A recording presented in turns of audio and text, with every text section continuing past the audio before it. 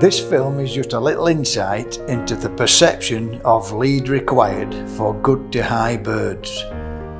We have only included shot birds where shot string is visible. Stay tuned for further enlightening footage. Please subscribe and comment to Dave Carey Shooting. This will help us gain a better understanding of what you, the viewer, wants to see. Today we're going to do a bit of slow-mo with the camera just to try and show people the lead on some of these birds.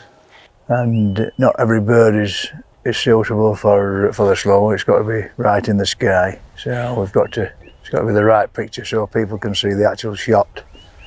I think the sky is actually perfect for it today. You should be able to see the shot cloud going to the bird. This first bird is more or less straight on, 35 yard to 40 yard. What I noticed was a flicker of the wings. That tells me he's still trying to gather pace. As you can see, he has just set his wings when I take the shot. About 4 foot of lead is required. Second bird is behind and beyond the next gun, so 50 to 65 yards away. I can see he's just set his wings again, but not quite turned downwards. So 6 to 8 foot of lead on this one. More or less straight lined him, and it was a good kill. If you noticed, I fired quite quickly on a 70 to 75 yard bird straight after and missed it way behind. My position wasn't right because I turned for my own birds, then noticed this one and decided to have a hurried pop at it. No chance because I never got into position. Onto this third bird, more or less the same lead as the first one. About 40 yard up, 4 or 5 foot of lead, and a good kill is the result.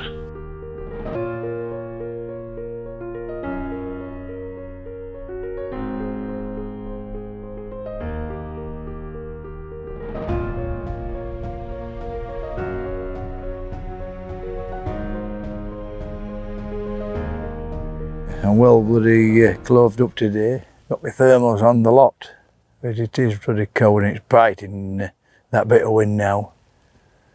But all these days make good pheasant days. They seem to fly a lot better, especially this time of year. They've been shot at a few times now and they know how to escape.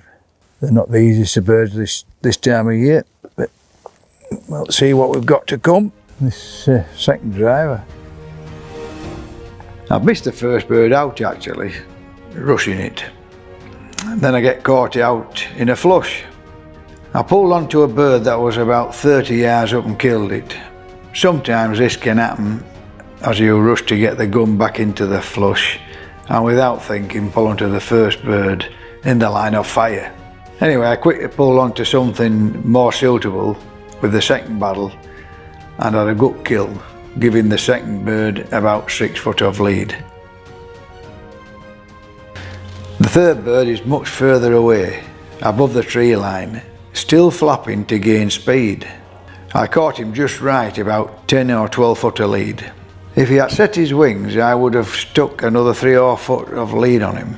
But if you watch carefully as well, I quickly get onto a partridge, requiring the same amount of lead. People keep saying that you don't need as much lead on a partridge, but boils down to one thing: you've got to learn that speed, and that partridge was moving. After that good partridge, I get a pheasant about 55-60 yards away. Overled it with the first shot, and you can tell this by the way the bird braked, then turned slightly. I carefully measure him again as a crosser and give the required amount of lead, about 8 to 10 foot. A few minutes later, I get sight of a nice 40 yarder to my right. But behind him and in front is a monster. I decide to save 2 shots for him and let the 40 yarder go. I notice he has only just set his wings. He will not be on a downward trajectory yet. He needs plenty of lead though, and I give him about 12 to 15 foot. I catch him good with the first battle, and it's a very good kill. After this monster, I finish off with a good long partridge that needed 12 to 15 foot. It definitely needed this because of the speed it was going.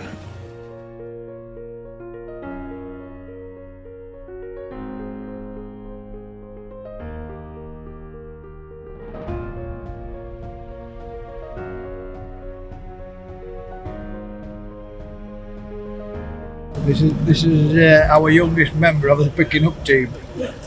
She loves every minute of the countryside, doesn't she? Little Mia. Remember her from last year, little baby in arms. Now she's picking up.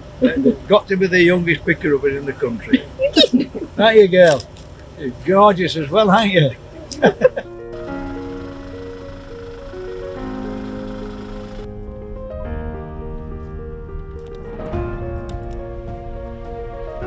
Third drive, ain't got a clue what they call it, but we're in the middle of a wood.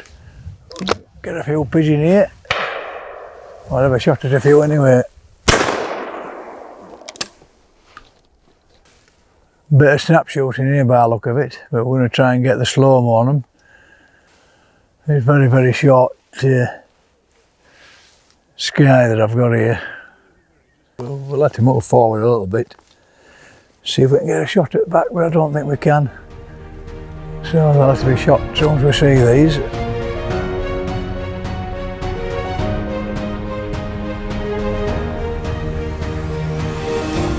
It's small gap shooting here, on birds about 40 yard to 45 yard. Very good sporting birds, and nearly everyone with their wings set. These are the ones that look like they need no lead at all, but actually require double what you'll think. After the first pheasant that came straight across, I got two coming straight down the line, all shot at and missed already by 3 other good guns.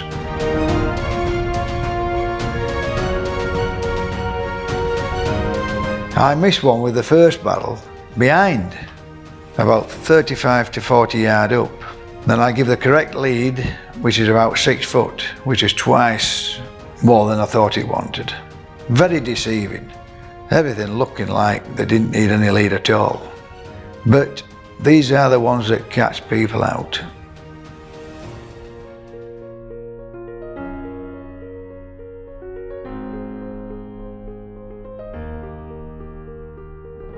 You imagine the people employed in the countryside, employed just in shooting sports alone. It's unbelievable, isn't it? When you start to think about all this area is sort of dependent on economy.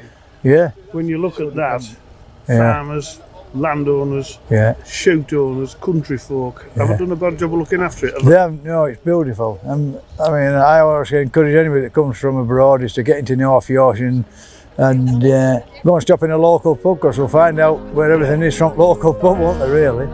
You know.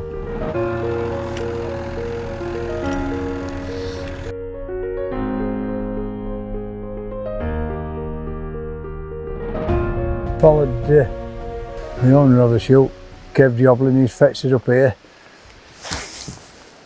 Woodcock, we're not shooting woodcock. I never shoot woodcock anyway. That's not to say that nobody else can shoot them, it's just a preference of mine. We're going to see if we can get one or two here first before we move back down to our pegs. The first two that came over, I got a great left and right. As you can see, the lead is about 10 to 12 foot, but I'm forced to shoot a little earlier as I have my back up to a tree-lined cliff, and if it took them any later I would have been in an awkward position, so I decided that I've got to take these birds on, which proved successful. Straight after that I've taken a long crosser that at first shot I go over the top and I've underled it. Then managed to correct the lead and give it about 10 to 12 foot on the second barrel. Also dropping the barrel a little bit and more in line with the bird, which leads to a successful kill. After 6 or 7 shots, Kev's moved me back on peg and I'm about 50 yards from the flushing point. Although taking birds at the back that are further away, these birds have either just set their wings or just about to. You will see as I shoot a couple of crosses that are in fact closer, but these needed more lead because they had set their wings. and got up to speed, so to speak. If you look at the others at the back, I'm just touching on the bird and gently moving in front 3 to 4 foot. In conclusion, you must always try and read the speed whilst maintaining good line. Watch for little telltale signs of speed. If he flicks his wings, he's not quite up to speed. Not like the one that has appeared with wings already set. He requires more attention and definitely more lead. Whilst most of the birds shot on this film were fantastic birds, I did shoot a few 35 to 45 yarders to help the audience see the shot string better and to give you a clearer viewpoint of gun to bird. There are many variations of shots, and later on in one of our films we will have the typical Welsh mountain pheasant screaming downhill at 70 to 80 yards up. This is some of the most difficult shooting you will come across. But here at Dave Carey Shooting, we will try to show you how it's done. So stay tuned till next time.